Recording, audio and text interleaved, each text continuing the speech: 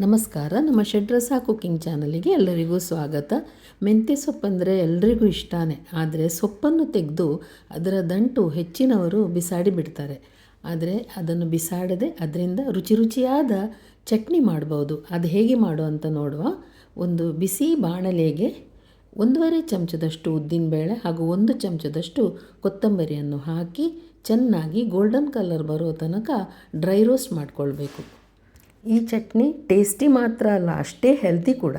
ಈಗ ಇದು ಹುರಿದಾದ್ಮೇಲೆ ಇದೇ ಬಾಣಲೆಯಲ್ಲಿ 1-2 ಚಮಚ ಎಣ್ಣೆ ಬಿಸಿ ಮಾಡಿ ಆ ಎಣ್ಣೆಯಲ್ಲಿ ಖಾರಕ್ಕೆ ಬೇಕಾಗುವಷ್ಟು ಒಣಮೆಣಸಿನಕಾಯಿಯನ್ನು ಹುರಿಯುವ.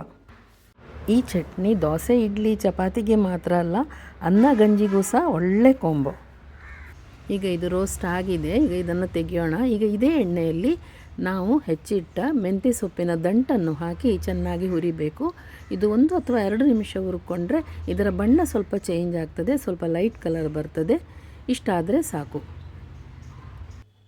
ಈಗ ಹುರಿದ ಎಲ್ಲ ಸಾಮಗ್ರಿಗಳು, ಕಾಯಿ ತುರಿ ಜೊತೆಗೆ ರುಚಿಗೆ ತಕ್ಕಷ್ಟು ಉಪ್ಪು ಮತ್ತು ಸ್ವಲ್ಪ ಹುಣಸೆ ಹುಳಿ ಹಾಗೂ ಒಂದು ಚೂರು ಬೆಲ್ಲ ಹಾಕಿ ಮಿಕ್ಸಿ ಮಾಡಿದರೆ ರುಚಿಯಾದ ಆರೋಗ್ಯದಾಯಕವಾದ ಚಟ್ನಿ ರೆಡಿ.